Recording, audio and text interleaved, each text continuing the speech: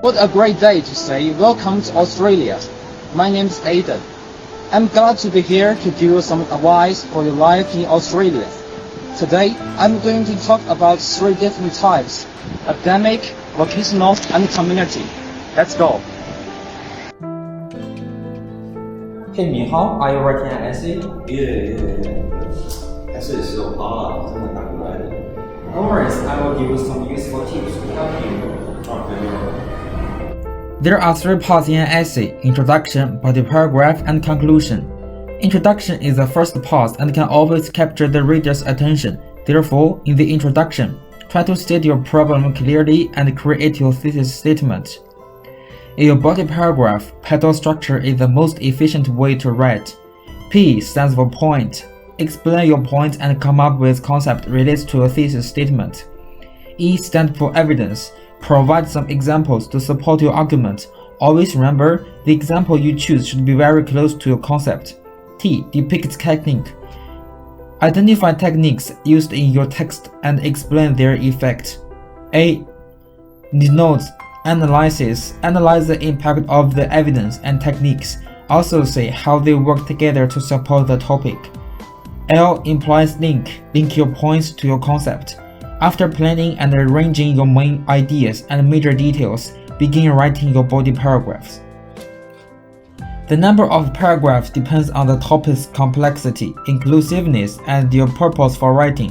Usually, a short essay contains 3 to 5 body paragraphs, plus an introduction and conclusion. Remember to use signal words to make smooth transitions between sentences and paragraphs. In your conclusion, there is no new information. Be sure to capture your ideas and restate your thesis statements in different words. Now, do you think you are more confident? Yeah. Thank you very much. No worries. You may ask to write an email for various situations. Now, let me tell you how to write a good email. To begin with, you need to know the person who you want to send the email to. Write his or her email address. Don't put the name. The subject line is usually the first thing someone reads before they decide to open your email. So be clear, direct, and describe the content of your email. Don't put all your content here, it's very bad. Start with an appropriate greeting. To kick off the email, you should begin with an appropriate greeting. Dear Mrs. or Mr. is much better. Don't use hi miss, it's so simple. The body of an email is the meat of your message, and it must have a clear and specific purpose, such as getting feedback on a presentation. Nobody wants to receive a novel. You want to keep it between 3, 4, or 5 lines of text. Closing. Once you are done with the content of your email, it's time to close it off. Use the following sentences, such as yours sincerely, yours truly, thanks and regards. Do not use abbreviation. Once you've finished, put your name down. Now, I send my email to the supervisor. Good luck to me. Before you send your resume to the supervisor, you need to send the cover letter first. Now, let me tell you how to write it. In your cover letter, you need to support your details such as your name, the company address, your phone number, and your email address. Start with appropriate greeting. In your body paragraph, you need to talk about the advantages, the reason why you want to choose this job, and your experiences related to this job. You can support further details in your resume. When you finish it, close it off and write your name. Okay, I'm going to write my resume and prepare for the meeting.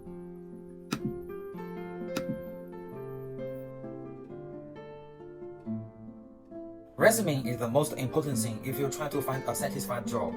Not only your experience, but also the makeup for your resume are considered by the supervisors. So, if you can make a perfect resume, you have the most chance to get the job.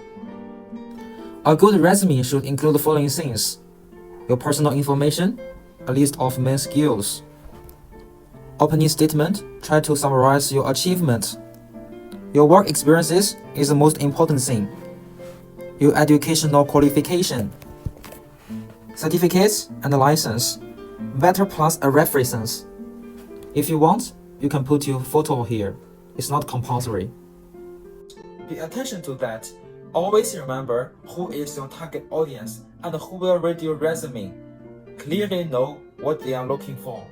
If you remember this, you will make a perfect resume. Come in, please. Your resume looks really good. Thank you.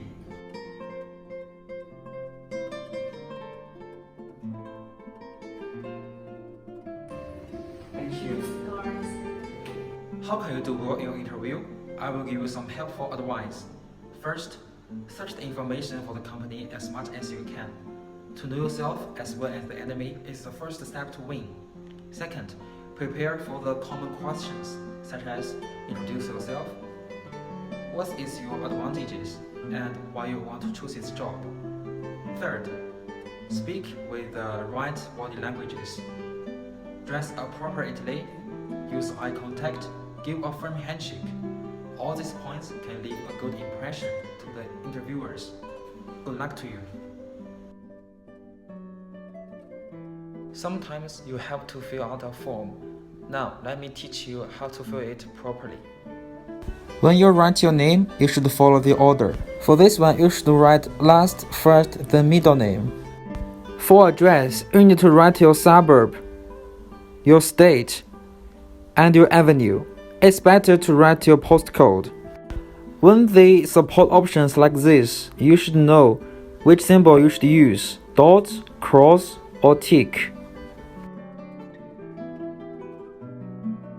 If you should fill a column, just write your word in the box. Do not overwrite it.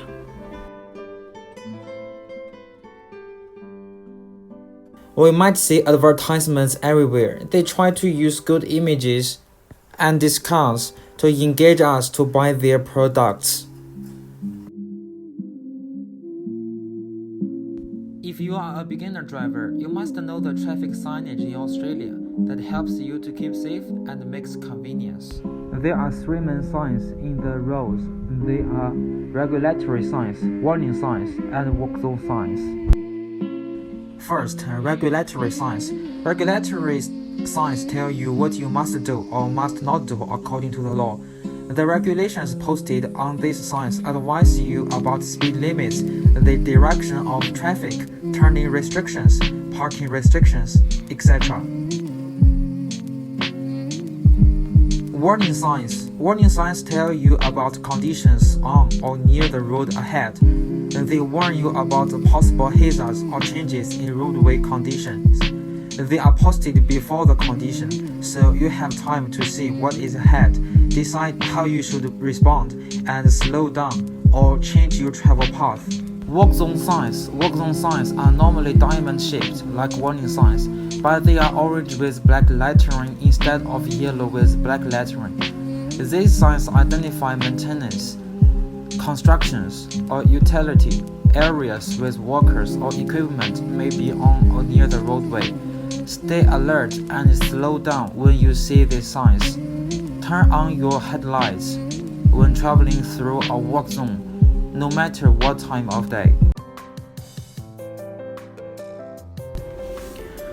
There are lots of abbreviations in English. You don't need to remember all of it, just remember some common, like LOL means laughing out loud, IAC means in any case, ILY means I love you, CUL means see you later.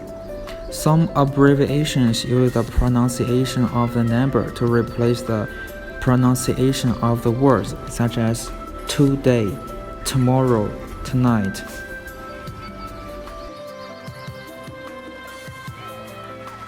That's all my content in my video. Hope you can live a better life in Australia. Bye bye.